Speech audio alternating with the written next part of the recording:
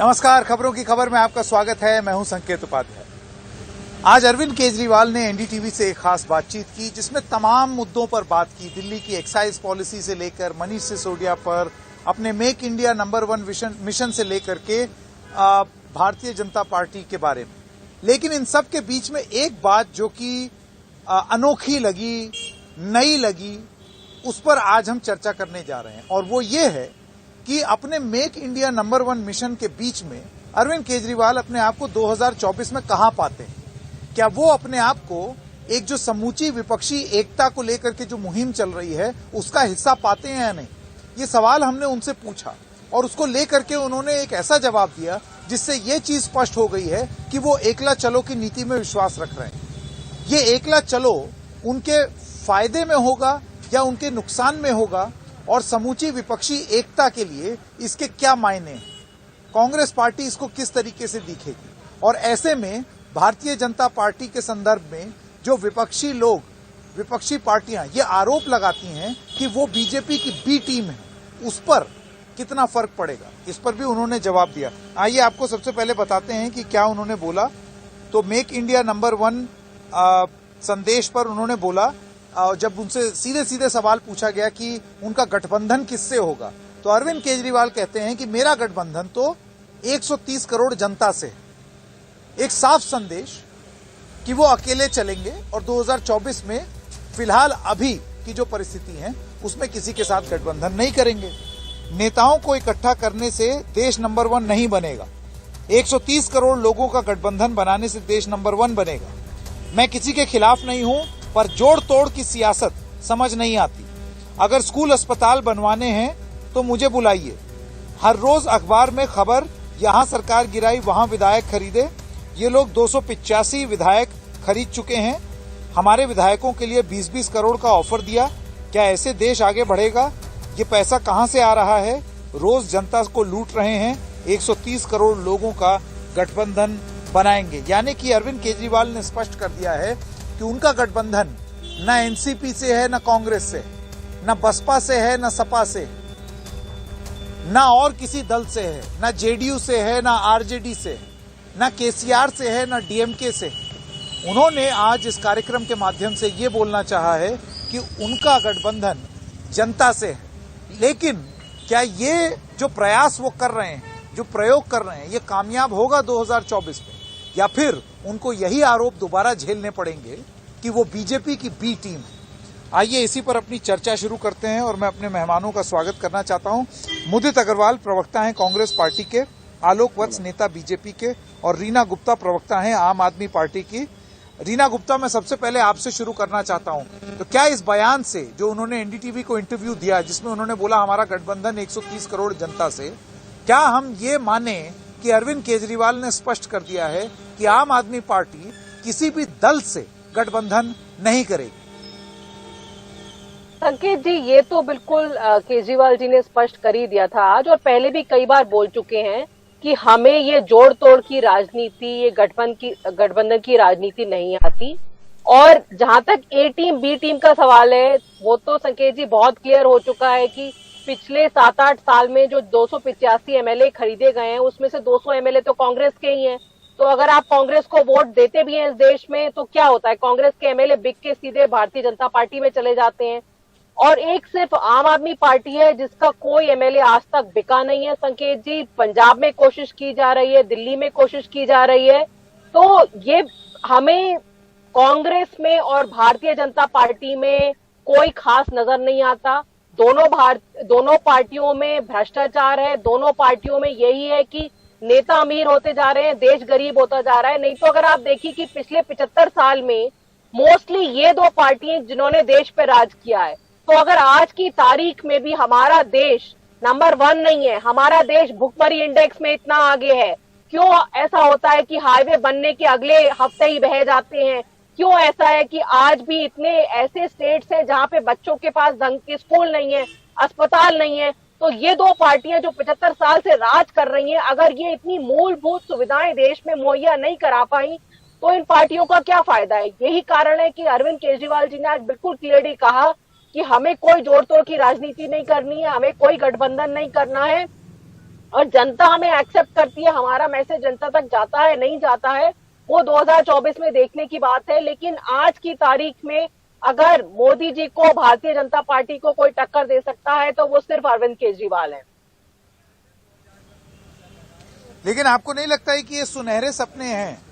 रीना गुप्ता जी, आलोक वत्स भी हमारे साथ जुड़ गए हैं। रीना गुप्ता जी, देखिए, आपकी पार्टी का अगर हम लोकसभा की परफॉर्मेंस देखें तो लोकसभा में तो आपका कोई सांसद ही नहीं है। 2019 में इकलौते भगवंत मान जीते थे, अब वो पंजाब के विधायक हो गए हैं और पंजाब के मुख्यमंत्री हैं। ऐसे में 0 सांसद लेकर के आप बात कर रही हैं कि 2024 में आप मुख्य विपक्ष बन जाएंगी, तो आपको नहीं लगता ये सुनहरे सपने हैं? देखिए संकेत जी, अब ये समय है कि 75 साल हो गए हमें, और अभी अगर हम देश के लिए सपना नहीं देखेंगे, देश को नंबर 1 बनाने का सपना नहीं देखेंगे, सिर्फ अरविंद केजरीवाल हैं जो ये बात कर रहे हैं कि कैसे देश को हम आगे ले जाएं, कैसे देश के हर नागरिक के पास। गठबंधन की बात कर रहा हूं, मैं विपक्ष की बात कर रहा हूं। संकेत जी, आप देश को नंबर 1 बनाने के लिए चाहे 4 साल लगे चाहे 10 साल लगे, वो आम आदमी पार्टी उस बात के लिए कटिबद्ध है कि अब हम किसी के साथ कॉम्प्रोमाइज नहीं करेंगे, किसी के साथ गठबंधन नहीं करेंगे, और हमारा सिर्फ एक ही मकसद है कि देश को कैसे आगे बढ़ाना है। मुदित अग्रवाल, कांग्रेस पार्टी के प्रवक्ता, आप किस तरीके से जवाब देंगे? बेसिकली आज जब एक सवाल ये पूछा गया अरविंद केजरीवाल से कि कांग्रेस पार्टी का ये आरोप है कि आम आदमी पार्टी सिर्फ बीजेपी को जिताने के लिए बी टीम की तरह काम करती है और कांग्रेस को हरा देती है, उस पर अरविंद केजरीवाल का हमारे विशेष इंटरव्यू में ये कहना था कि कांग्रेस को हराने के लिए कोई हमारी जरूरत थोड़ी है, राहुल गांधी ही काफी है।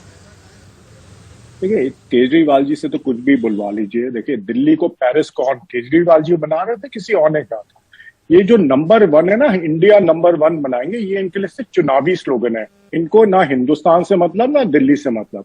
कांग्रेस ने 75 साल इतना काम किया, जिस देश में सुई भी नहीं बनती थी, आज 5वीं या 6ठी इकोनॉमी है विश्व की, तो कांग्रेस की मेहनत की वजह से हुआ है। हम स्लोगन में बिलीव नहीं करते। केजरीवाल जी का मॉडल ऑफ गवर्नेंस बता देता हूं। मॉडल ऑफ गवर्नेंस है प्रोपोगेंडा और करप्शन।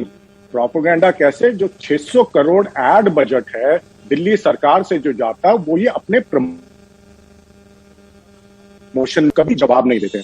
सिर्फ कहते रहते हैं मैंने मॉडल बनाया, विकास का मॉडल है मेरा, स्कूलों का मॉडल है, अस्पताल। बोलने में तो झूठ बोलने में क्या होता है? ऐड दो, झूठ बोलो, लोगों को गुमराह करो। ठीक है, ये इनका मॉडल है। मैं आपको दोबारा से बता देता हूं, दिल्ली सरकार में पिछले 10 साल में शायद ही कोई बच्चा बढ़ा है दिल्ली एडमिनिस्ट्रेशन के स्कूलों में। इतना सुधार किया होता तो बच्चे बढ़ते ना, उस पर कभी जवाब नहीं देंगे। लिकर पॉलिसी पे, घोटाले पे कभी जवाब नहीं देंगे। जहां तक ऑक्यूपेशन स्पेस की बात है, देखिए वो 2 राज्यों में है, पंजाब और दिल्ली में, और वो 2013-14 से है। पिछले 10 साल में उन्होंने कौन सा ऐसा राज्य है जिसमें उनके 10% वोट आए?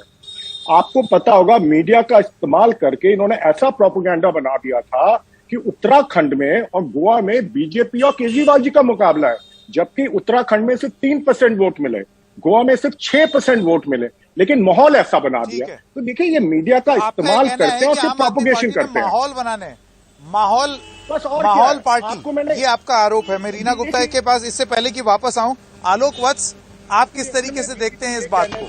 अरविंद केजरीवाल का ये कहना है कि मुख्य रूप से केजरीवाल का ये मानना है कि मोदी को अगर कोई रोक सकता है तो वो है। आपको लगता है कि ये मुंगेरी लाल के हसीन सपने हैं, या सही में आपको चुनौती महसूस हो रही है, जैसे कि गुजरात में, हिमाचल में और अन्य जगहों पर?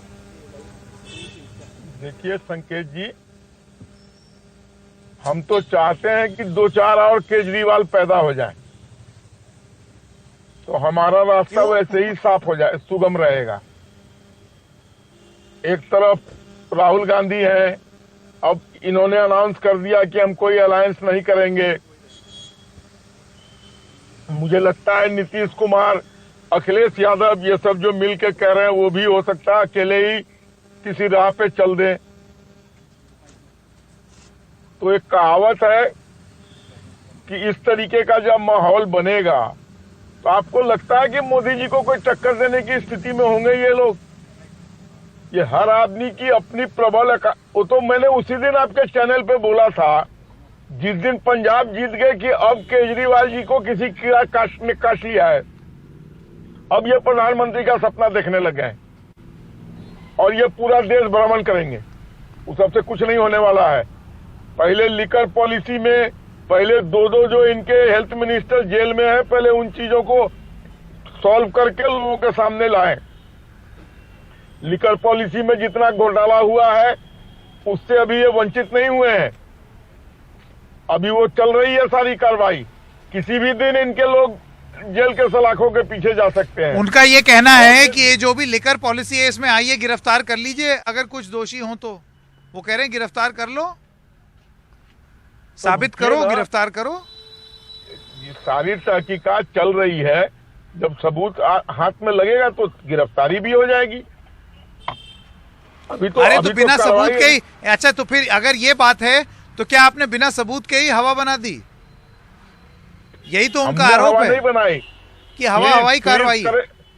संकेत जी प्लीज करेक्ट योरसेल्फ। इसमें बीजेपी का कोई हाथ नहीं है। ये एलजी ने चीफ सेक्रेटरी के रिकमेंडेशन पर सीबीआई को ये मामला दिया है और वो तहकीकात कर रहे हैं। हमारा कोई लेना देना नहीं है। हमें तो इतना ही फायदा होगा कि अगर ये इसमें दोषी पाए गए चलिए तो एज अ पॉलिटिकल पार्टी हमें उसका गेन होगा, लेकिन हमारा इसमें कोई लेना देना नहीं है। तो हमने आप सब लोगों का बहुत बहुत धन्यवाद। आपने अपनी अपनी बात कह दी। अब ये जनता तय करेगी कि क्या ये 2024 से पहले अरविंद केजरीवाल के हसीन सपने हैं या वाकई एकला चलो करके और ये कह के कि मेरा गठबंधन न कांग्रेस से, न जेडीयू से, न आरजेडी से, न सपा से, न बसपा से, न किसी और दल से, मेरा गठबंधन सिर्फ और सिर्फ 130 करोड़ जनता से, ये बोल करके क्या वो 2024 में जनता के बीच में ये संदेश पहुंचा पाएंगे या फिर ये अरविंद केजरीवाल के मुंगेरी लाल के हसीन सपने बन के रह जाएंगे? आप सब लोगों का बहुत बहुत धन्यवाद। एक छोटे से ब्रेक के लिए रुक रहे हैं। ब्रेक के बाद आपको सुनाएंगे कि अरविंद केजरीवाल ने क्या कहा।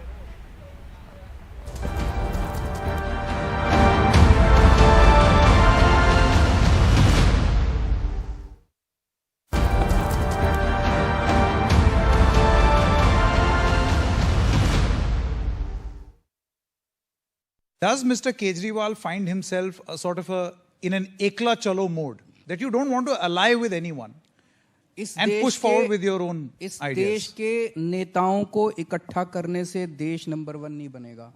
130 करोड़ लोगों को अलायंस करने से देश नंबर 1 बनेगा।